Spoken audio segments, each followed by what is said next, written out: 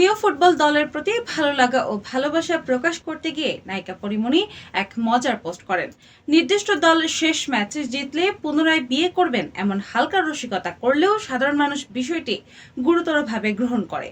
সামাজিক যোগাযোগ মাধ্যমে মুহূর্তে বার্তাটি ছড়িয়ে পড়ে এবং সাধারণ মানুষ সম্ভাব্য বরকে হবেন তা নিয়ে নানা কল্পনা শুরু করে। অনেক তরুণ বিনোদন জগতের এই তারকাকে বিয়ের প্রস্তাব পাঠানোর পাশাপাশি তাকে ঘিরে বিভিন্ন ধরনের আলোচনায় মেতে ওঠে। পরিস্থিতি সামলাতে পরবর্তীতে এই অভিনেত্রী জানান যে কথাটি তিনি কেবল কৌতুক করে লিখেছিলেন এবং কোনো গুরুত্ব সহকারে বলেননি।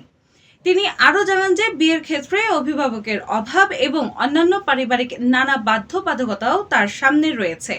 শেষ পর্যন্ত চূড়ান্ত ম্যাচে প্রিয় দলের পরাজয়ের মধ্য দিয়ে তার সাময়িক এই বিয়ের পরিকল্পনার আপাত সমাপ্তি ঘটে। দল হেরে যাওয়ার পর তিনি আক্ষেপ প্রকাশ করে লেখেন যে আপাতত তাকে আর বিয়ের পিঁড়িতে বসতে হচ্ছে না।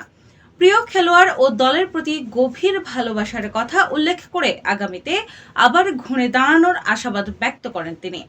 দলটির পরাজয়ে অনুসারীদের মন খারাপ হওয়ার পাশাপাশি বিয়ের করার স্বপ্ন দেখা মানুষদের অপেক্ষার ইতি ঘটে।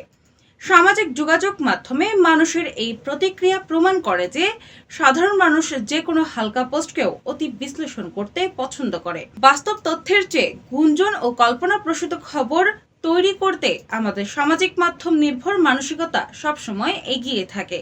তারকাদের ব্যক্তিগত রসিকতাও অনেক সময় সাধারণ মানুষের আগ্রহ ও সামাজিক আলোচনার মূল কারণ হয়ে দাঁড়ায়। সামাজিক মাধ্যমের এই ঘটনা আধুনিক যুগের ভার্চুয়াল মানসিকতা ও ঝোঁকের এক বাস্তব প্রতিচ্ছবি ফুটিয়ে তুলেছে।